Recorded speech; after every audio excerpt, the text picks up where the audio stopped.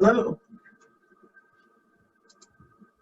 Hello, I'm Jan Berry, and I'm really excited to have this panel with Doctors Hoagland, Starke, and Qualls. Power sector is one of the primary sources of gases that are causing climate change, and our panel will discuss plans and technology that can reduce these gaseous emissions. They will introduce each of these experts will introduce themselves, and each will take 10 minutes to talk about their field of expertise. And we will start with Dr. Hoagland. So, Dr. Hoagland, you need to... Good morning, everybody. My name is Joe Hoagland. I'm the Vice President for Innovation and Research at the Tennessee Valley Authority. And I've been working in the area of power research for almost the last 30 years and have been involved in a lot of different technologies and seen a lot of changes in the industry. I'm actually really excited to be here and talk with everyone today because it is an exciting time right now in the utility industry. There's clearly a lot of things that are impacting our industry, a lot of things that are changing and impacting the world. The two previous talks in this session I thought were really good because it demonstrates the things that we're seeing associated with climate change and some of those potential impacts.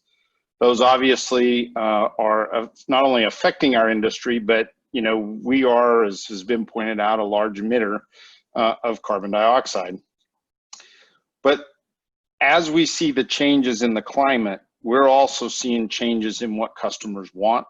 Customers are wanting more sustainability.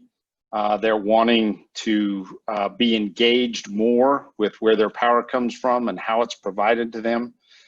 And probably most exciting to me is the technologies to address those kinds of issues in the power sector are changing significantly. Fuel cells, nuclear technologies, batteries, solar, wind, all of these things have been around for decades. But until just recently, many of those technologies were very unreliable. They were very expensive. They were hard to commercialize and put into full production use. That's changing significantly. And I think that provides a real opportunity for us to take advantage of those and help change things for the better. But when we think at TVA about the work we've been doing, we recently completed our integrated resource plan. We've spent a lot of time talking with stakeholders and customers about their interests and wants.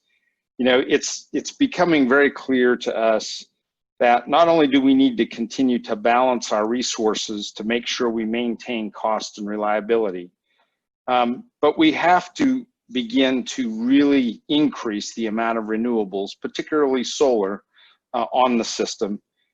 With that, we have to integrate batteries. Folks may know that we have Raccoon Mountain, which is a pump storage facility that's down near Chattanooga, which is effectively a great big battery, stores a lot of energy. It's one of the most valuable assets that we have. Being able to replicate that using other battery technologies is something that is not only, I think, valuable for us, but it's becoming very important to run the system going forward. We have to think about how we evaluate carbon. We can reduce our carbon footprint significantly, but at the end of the day, there's other industries, particularly the transportation sector, that has significant emissions. So how can we as a utility industry begin to think about how do we help decarbonization more broadly across the economy? And then equity has been an issue, continues to be an issue. So how do we make sure that as we make these changes to the grid system, we do that in a fair and just way? As we thought through all of that, we decided we needed to put some very significant focus on that. And my group recently created a new function that we're calling transformational innovation. And it is focused on a number of areas to try to help address the things that I just discussed. We've picked 5 areas to start. These are not the areas the only areas that we're going to do, but it's a place for us to really begin to address these issues. The first is around batteries. We are exploring large-scale batteries at a number of places around the valley. Back here in East Tennessee, we're in the process of building a 20-megawatt battery near Vonore to look at how we integrate it into the transmission system and how it can provide benefit to that system. We've entered into a power purchase agreement for a 200-megawatt solar facility that will also have a 50-megawatt battery associated with it. So we can begin to really understand how the batteries can be used to make solar more firm, right? So that whether the sun's shining or not, you get good energy coming out of the solar. Electric vehicles, as I mentioned, transportation is a large sector of polluting. You know, for us, electric vehicles is just, you know, something else that uses power, but more importantly, it's carbon free and can be carbon free if it's charged with carbon free energy. So how do we help enable electric vehicles? We've worked with the state of Tennessee and numerous stakeholders over the last few years working on a roadmap for that. It's called Drive Electric Tennessee. It's available on the website. Just look up Drive Electric Tennessee and you can see that roadmap. We intend over the next couple of years to really put some focus on that, trying to build out infrastructure within the Tennessee Valley to take away range anxiety, to take away those barriers that prevent folks from wanting to have an electric vehicle. At the same time, we're looking at cities themselves and communities and thinking about what is a smart city? What should it be? How can we use technology either on the energy side, on the water side, or just city management side to see how we can make things run in a more sustainable way. We can reduce energy consumption, we can reduce pollution. And, you know, we are in East Tennessee. TVA is a nuclear utility. We've got Oak Ridge National Labs here with us. Nuclear energy for us is very important. I think it's very important for managing climate change. And so we are looking at advanced nuclear technologies and trying to look at what is the nuclear plant of the future. And our Clinch River site located near Oak Ridge National Laboratory, we've pre-licensed for the ability to be able to build or demonstrate different nuclear technologies. And then last, all of these things have to be managed through a grid. And the grid that we have today is probably not capable of doing everything we need for the future. And so we're looking at grid transformation. How do we make the grid itself, that infrastructure that transports the electricity, how do we make it state of the art? How do we make it so all of the parts can communicate with all of the Internet of Things? How do we make it so distributed generation can be effectively utilized and make sure all of our resources are operated as efficiently as possible? And then lastly, we're thinking about the very long-term future, right? How do we get all the way to carbon zero? And I mean that on an economy-wide basis, right? So our utility itself, we are thinking about how do we reduce our generation portfolio going forward. But for most utilities across the country, not just TVA, once you get past the 80% mark in terms of carbon-free, it gets very difficult. So what are the technologies that we can utilize or develop in order to be able to get beyond that 80% barrier? You know, I already mentioned advanced nuclear, but carbon capture, I think there was a question in the last session about where is carbon capture going? And I think we have to look at carbon capture not only from our own emissions, but carbon capture directly from the air, carbon capture that can be used on a more broad economic scale. We also need to think about fuels in general. Can we use fuels that are not carbon-based, such as hydrogen, right? How do we produce those? How do we transport those? How do we utilize those in the either transportation sector or for our own power generation purposes. And then how do we think more broadly about electrification as we, as a utility industry, continue to clean up and reduce the carbon from our power generation? How do we use that clean electricity to help decarbonize the rest of the economy? That's an effort we're really focused on. That's an effort that's industry-wide. We're working across with many partners, including the national labs, including EPRI and other utilities, to begin to really think about those things. So there's a lot going on. It's very exciting times. I'm looking forward to the discussion today, and I really appreciate the opportunity to be here. Thanks. Thank you, Dr. Hoagland. I'd like to now ask Dr. Starke to introduce himself and take about 10 minutes for his talk. Wonderful. My name is Michael Starke. I'm from Oak Ridge National Laboratory. My background is in the systems integration area. So I look at how do we integrate different technologies such as renewables, energy storage, load management, and this kind of comes in the area of microgrids and other technologies. So I'm going to have a couple slides to present. Can you see the slides? Just checking with other folks. Okay, wonderful. It's in presenter mode though. Sorry. There we go. Is that better? Perfect. Yes. Okay. Excellent. Thank you. Thank you. So I'm going to talk about the renewable integration aspects to try to get to that low carbon future. Just to give a couple facts, today, as mentioned before, there's a lot of different end sectors that contribute to the carbon emissions challenge we face today. Transportation is actually the biggest one based on EIA data. That's energy information data sets. And then we have industrial, residential, commercial. And even in the industrial space, due to the processes of process heating we usually typically do, we're burning a lot of fuels to help the industry turn and utilize heat. So that's where a lot of the emissions are actually coming from today. In the residential commercial sector, we have a lot of electricity utilization. And obviously with renewables and other things, we can target those particular aspects of energy needs and utilization. But one of the biggest ones we wanted to really think about, as mentioned before from Joe, is just try to handle that transportation through electrification of vehicles. And on the left, you'll see that obviously from what we can tell from transportation side, a large portion of our emissions actually come from petroleum consumption. That's followed by natural gas and coal. So if we want to look towards the future, what does that look like?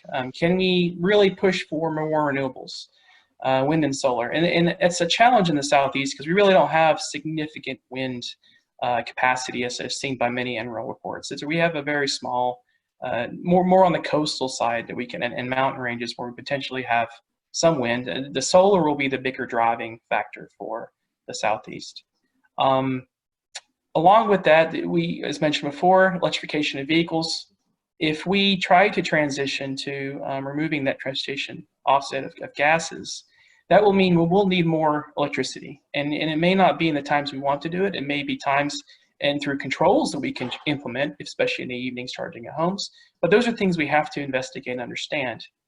We also have to continually look at improvements of inefficiency. So industrial manufacturing, often we have older facilities that need to be retired and moved forward in terms of energy efficiency improvements. We also, as mentioned, energy storage is a wonderful asset if we can get down to the cost factors we need today. It can help with that renewable integration, specifically shifting the energy to when we need it. If you can imagine, if we only had wind and solar and we had a storm come through, suddenly your sun is gone, their wind turbines have to shut off due to the high winds, and we have no energy. So something has to be there to help manage that resource. And finally, looking to the long-term future, we still have to find ways to manufacture. Even if we can't shut down plants, we need to figure out ways that we can be, as a US, a world leader in these technologies. Just to give a quick perception here of the US generation from the EIA datasets, you can see as a whole, we actually have been improving on the renewable generation side. We have been actually retiring coal fleet. Thing is, the natural gas prices have fallen, so you're seeing an increase in natural gas consumption. And specifically, when you look at the Southeast, due to our nuclear fleet that we have down here, our electricity prices have been historically lower than most of the US. And as a result, renewables are slowly starting to show up, but they haven't had as significant need as we have seen in other states like California and areas where the electricity prices tend to be higher. Just going forward, some technologies as we really dive into energy storage, battery technology is an example. One of the areas we are looking at is secondary use. And what does that mean? So we have all these electric vehicles that we want to push forward with, except that they have a life of their own as well, right? So the vehicles will retire, they get old, they fail, and what do we do with all these batteries? And in a lot of cases, the vehicles actually are tending to fail before the battery capacity is gone. And so we're looking at applications of reutilizing these batteries for electric grid purposes. So we can actually do storage at hopefully a lower cost and to extend the life and environmental risk associated with lithium-ion battery technologies. So there's a lot of ways to recycle, but it's not a perfect science or technology at this point, as I'm aware of. Another area of research we have done in the past is really look at that integration question. Joe mentioned really the science of trying to do communications, controls, and optimization to bring different technologies together. So here's an example of a project we did inside the lab. It was kind of a far-reaching science kind of test of ourselves. And we embedded with advanced manufacturing techniques to produce a building. Then we took renewables and put them on top along with the energy storage underneath, and integrated the technology along with HVAC and HVAC controls to try to look at off-grid solutions of something like this. Can we produce a technology of buildings and take them off-grid and make them low cost enough, along with the communications and controls and optimization technologies? And we were actually pretty successful. We actually ended up landing another project from this with Southern Company, a utility in the South. So with this, we were actually looking at community level renewable integration challenges. So looking at microgrids and nanogrids. So we thought microgrids as a whole, we're looking at the community supported by a large PV array, energy storage. And then we also focus on what can we do with another version of storage we don't commonly think about, which is HVAC and water heaters. They can store energy in terms of thermal energy within the building envelope and within water heaters and shift the energy consumption. So in tandem with the PV and energy storage, we look at the combination and what can you do, what can you shift? So for Alabama, we looked at it as a large fleet of resources. And then at Georgia, we're looking at a distributed. So each house has its own, or each homeowner has its own LG Chem system, its own PV on the rooftop, and we have their separate HVAC and water heater controls designated to that specific building. So trying to look at different perspectives, different business cases, different ownership models to really get a grasp of what the future really can look like. So just to conclude, we know that renewables can provide some kind of future of low carbon potential. However, it is not the only solution. As mentioned before, nuclear energy and other sources will be necessary to make sure we can do this future that we want. And of course, integration challenges exist. Renewables are not completely, they have costs has come down. They're still not necessarily completely competitive with a lot of technologies, but they are driving towards that route, and we hope to see that. However, because of the generation aspects, there are challenges. And finally, we do have solutions to those challenges. They're still a little bit cost prohibitive. The prices are coming down, as mentioned before. And one of the things we're really hoping for is finding that new energy storage technology that creates that huge breakthrough we need to bring in more renewables and other technologies and really integrate the grid as a whole. I got to put my caveat in here. A large portion of these projects I discussed were from the Office of Electricity and EERE, the Energy Efficiency and Renewable Offices, along with thank you for the industry partners. And finally, just want to mention we have a lot of research going on at ORNL, specific in advancing the state of the art of the grid. And one of the new things we've been working on is new building facilities to support this kind of research I just described, specifically in resiliency, reliability, and energy security. Thank you. Thank you very much, Michael. Appreciate it. Now we have Dr. Lou Qualls to speak. Hi, everyone. Lou Qualls. I am a researcher at Oak Ridge National Laboratory. I'm a nuclear engineer, and I work on advanced reactor design and development.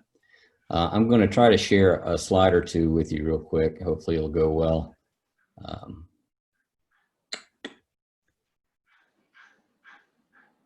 right.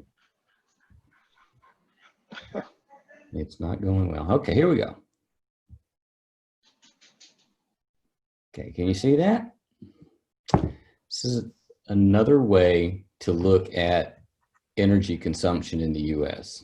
We're not seeing any slides. We're not seeing it yet. Oh, Lou. my. Okay. You have to highlight the area you want to see. There you go. There we go. Now go to presentation mode. Oh, my goodness. I knew this would happen. Let's see. Okay. There you go. Good. So Good hopefully you job. can see that now. Very good. So this is a history of energy consumption in the United States, and I just love this chart. It's put out by Energy Information Administration. They update it every year. You should take it and print it out and put it in your office. It's just fabulous to see how we've evolved over time, and you can see how energy has driven us as a nation and a world leader. And you start back in the old days, we burned a lot of wood, and there's only so much of that you can burn. Low energy density is a problem, and you can deforest areas pretty quickly. But coal comes along, and we begin to use coal and increase our energy. We drive the Industrial Revolution with it. And then, of course, the transportation age shows up in the 1900s, and we start using petroleum, and we build a robust market of that.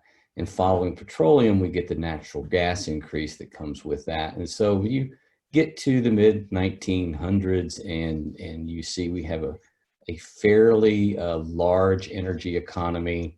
It's growing with the economy. It's doing pretty well.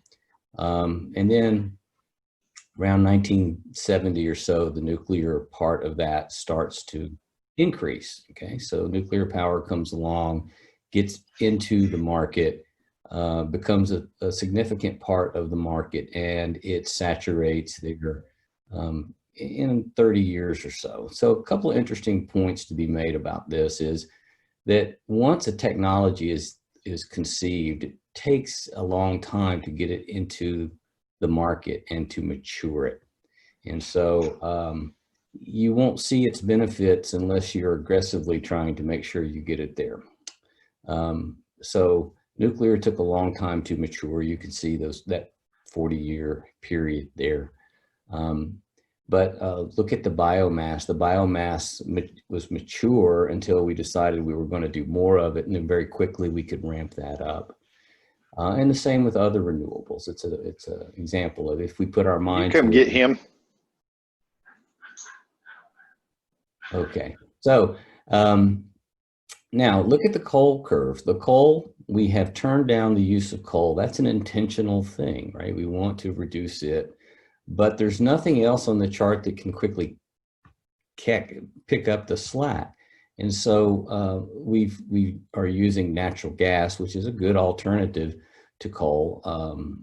But that's the trade that we can make at the moment in our energy consumption, because it takes a long time for nuclear to increase and these others, biomass and renewables. So those are sort of the time challenges that we face with energy policy. We can make a change, we can improve things, but it takes time to get new technology into a market.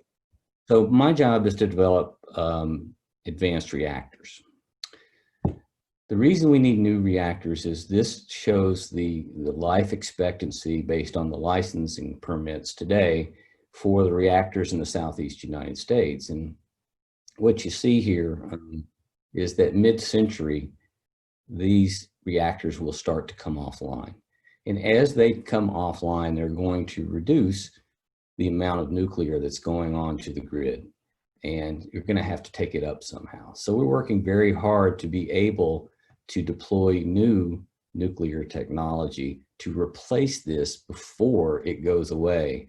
And we feel strongly that nuclear has an ability to produce clean energy and stabilize the grid as we move forward, and will accommodate some of these new technologies that are already starting to grow and get onto the grid.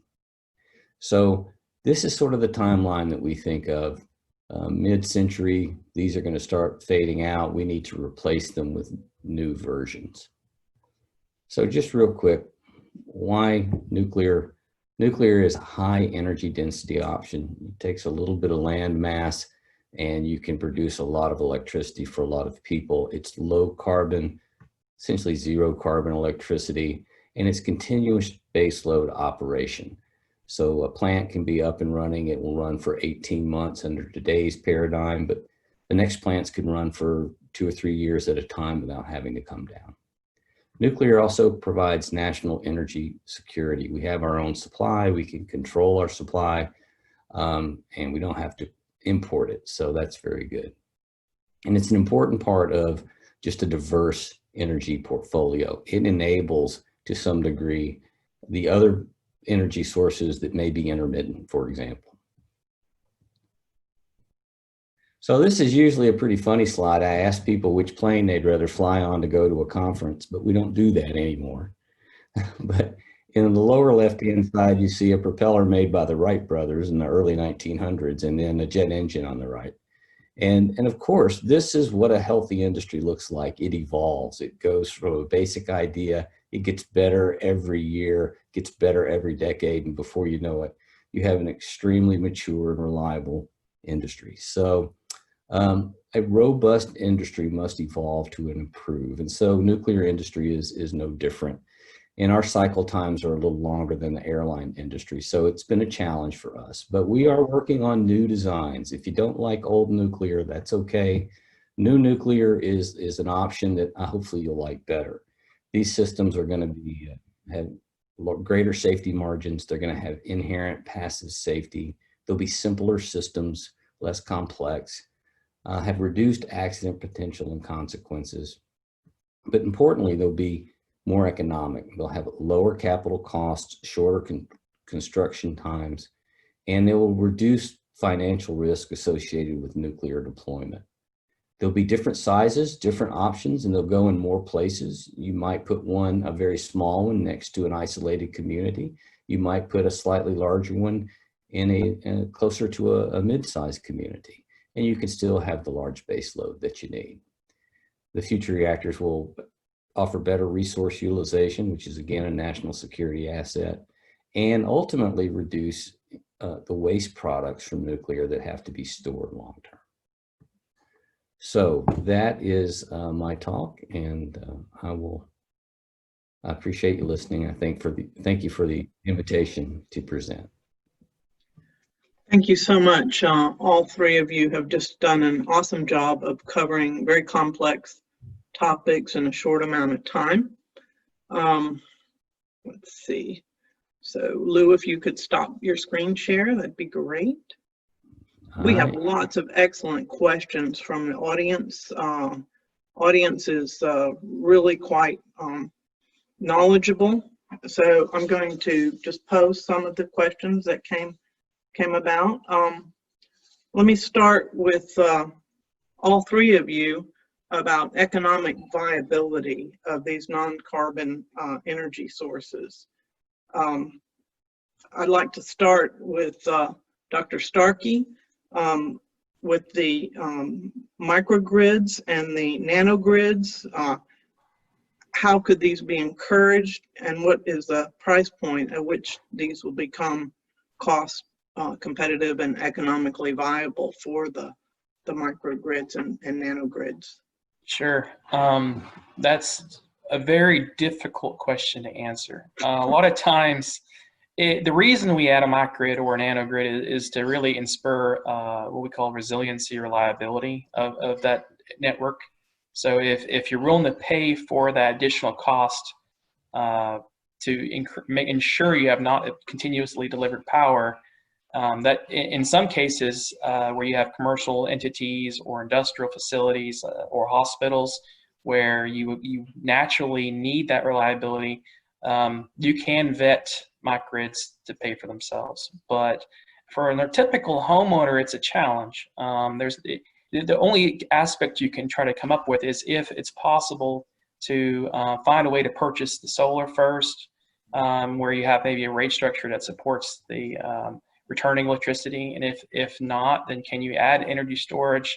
And if you have PV and energy storage, it's not too far of a leap to add your own islanding capability. The question is that really cost competitive against what what the current electricity rates are? And in some areas it's not. I'd say in the Southeast it's a challenge.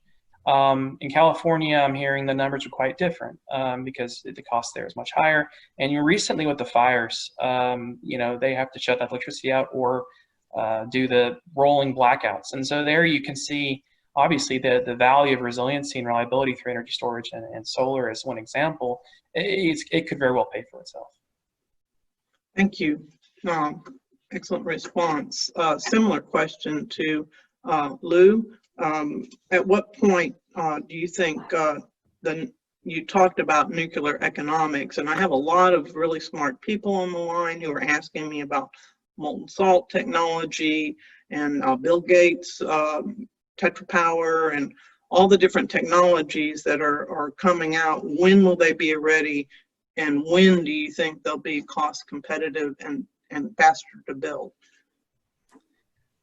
So there are various advanced reactor technologies that are under development today, and the Department of Energy and the private sector is trying to accelerate the demonstration of those technologies to understand exactly where they are, exactly how economic they can be, and exactly when they can be available. For molten salt reactors, some of the early developers are looking to build commercial prototypes in the next 3 to 5 years. And so they want to get to the commercial market very soon. And some of them have a longer term vision for their technology, but within the next 5 to 10 years, you would start to see these commercial prototypes online and starting to replace power on the grid is the desire. Economics of it, these should be a lot more affordable, lower cost than existing nuclear. That's one of the target goals, drive the cost down by having simpler systems. Hasn't been proven out yet. There's still a lot of work to do there, but that's the goal. Ultimately, the goal is to be competitive with the competition in the market. And right now that's natural gas, and that's going to be certainly a challenge.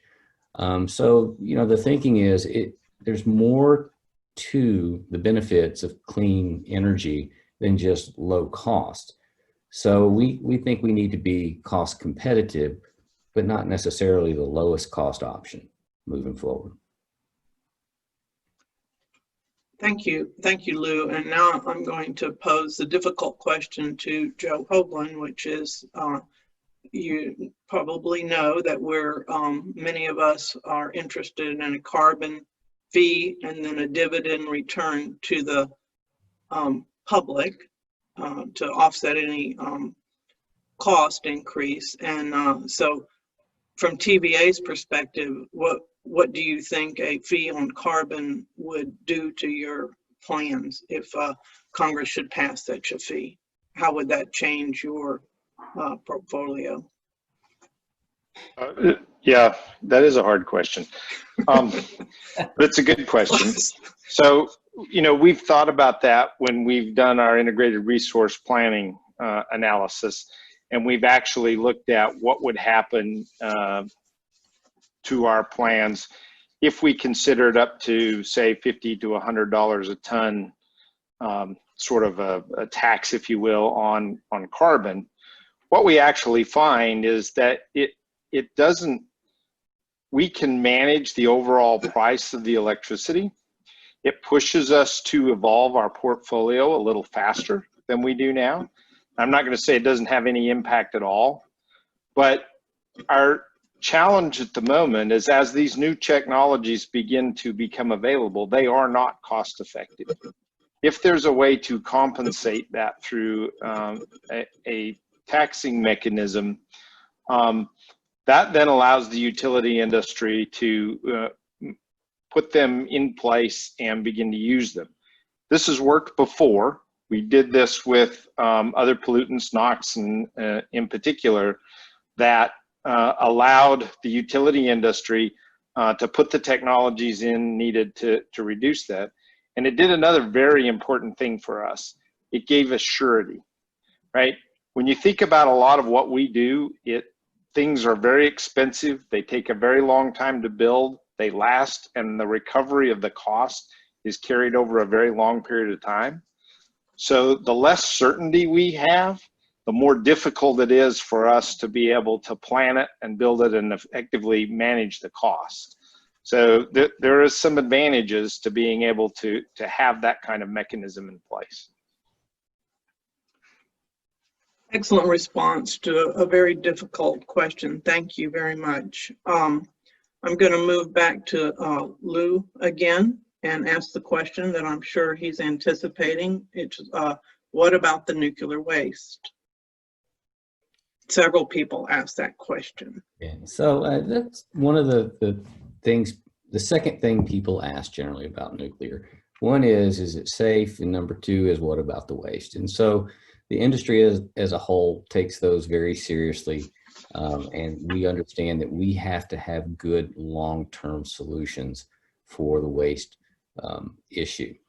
The answer is to do, first of all, improve your resource utilization by having more efficient reactor designs that require less material, and move towards recycling, reusing what you can out of that, so that you minimize the waste product that ultimately has to go into longer term storage to the degree possible.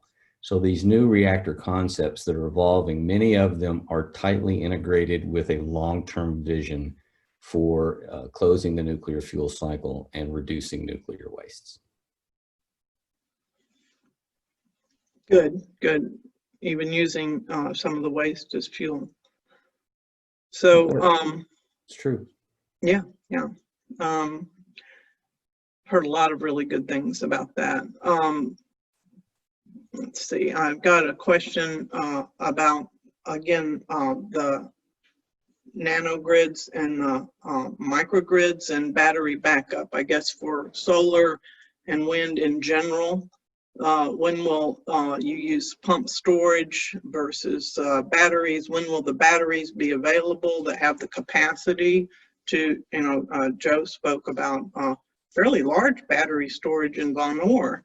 Are these really commercially viable now? Are they good ways to store energy, or do you really need the pump power? Could you do Dr. Starke, could you do a comparison between those technologies and when that battery power might be, battery storage might be available?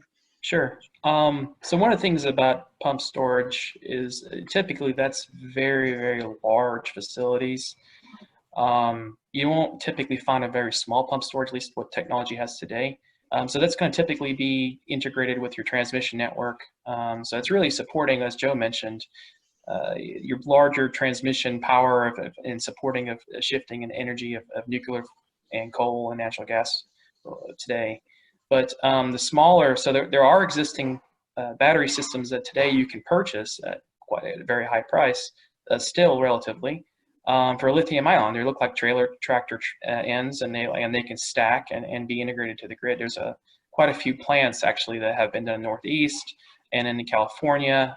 I know Tesla and other manufacturers have been involved in building these facilities out. So they are a technology that is accessible today. One of the biggest challenges with it, though, is they have had some inherent risks. There has been, like, if you've seen some of the news in South Korea, fires, and even I think we had some incident in Phoenix, Arizona. There is some risk there, but also the natural use cases to pay for the systems is always still a challenge. So in some cases, you can find case scenarios where maybe the infrastructure to support growth in power, growth in load needs to be increased. So instead of putting a whole new distribution line or additional substations in place, sometimes you can put in an energy storage and the cost can pay for itself.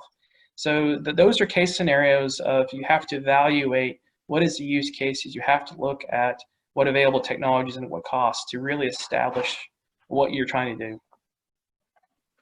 Thank you. Of course, it's an extremely complex topic. No easy answers here, but thank you for explaining that to us. Okay, Joe, I have another question for you. This has to do with the graph that Lou showed, where he showed that as use of renewables goes up, so does the use of gas, natural gas. And natural gas is better than coal, but it's still a fossil fuel and has carbon emissions. So what are TVA's plans to increase renewables in your portfolio? Like what % of the portfolio do you expect to increase it to? And then how would that play into your also corollary increase in natural gas plants, building natural gas plants? That's the first part of the question. And then the second part, we also had this discussion about incentives for microgrids, rooftop solar. A lot of that has to do with utility rate structures. So those are two parts of the question. Yeah, so I start with the renewables and where we see renewables going. If we look at our latest IRP, it shows that we need to, over the next 20 years, look at putting in somewhere between 5 and 12 to 14,000 megawatts of renewables, primarily solar. Particularly large-scale solar is now very cost-effective. We are able to get bids for solar that meets or beats the price that we use for other typical generation. And so we're working very strongly in that direction. We've put out a number of RFPs and have awarded a number of awards to begin to build solar on our system. Many of our large customers want that solar as part of their own renewable goals. And so that's going well. Now, the dilemma, and Dr. Starke mentioned this a minute ago, is that when the sun quits shining, the wind quits blowing, right, I've got to be able to provide some other generation source to back up that solar. This is actually playing out the last couple of weeks in California, right, where they've taken a lot of generation offline. They've added solar, they've added wind, but now because of the heat and the timing, they're running out of power when they need it most. And so our current plan, because of cost and technology, says that we need to be backing up that solar generation with gas. And so our IRP also includes that we should be continuing to increase the amount of combustion turbines that we have available to back up that solar as the system evolves. Now, however, the other opportunity is, can we use storage? Can we use other technologies in place of that gas to back up the solar? And that's part of what our research focus is now, right? The demonstration in Von Orr, the battery that we have a power purchase agreement with the solar, is to begin to look at, can we use storage as an alternative to gas in the future? As the costs of battery storage continue to come down, as the risks for fires and other issues get sorted out, I think there's going to be a really good opportunity to use batteries more effectively. Does gas go away? I'm not sure it does, not anytime in the near future. So we also need to think about, how do we use gas turbines more efficiently, which we're doing work on. How do we capture the carbon that may come off from those gas turbines, and what do we do with that once that happens? Do we sequester it? Can it be made into products? How can it be utilized? So still a lot to do, but these things all work integrated with one another. And so as you reduce one, you have to figure out which ones and how to replace it. But we can't ever let the reliability go down, which is what California is struggling with right at the moment. Well, that I think is an excellent way to wrap up. There's still many, many really good questions in the chat that we haven't been able to get to about nuclear waste. What I'd like to do is get a copy of all these questions and respond to them. Ask the expert panelist here to help with the responses to these questions. Perhaps in a couple of weeks, we'll work on them and get you back some answers on these questions. But it's time to conclude our interesting and fascinating panel on energy for the 21st century, and I think we got a really good overview of it. Thank you very much. Yeah, thanks everyone. We begin back at 12:45, so enjoy your lunch break. Thank you. Thank you. Bye. Well, Y'all are great. Thank you so much. Thanks, folks. Appreciate it.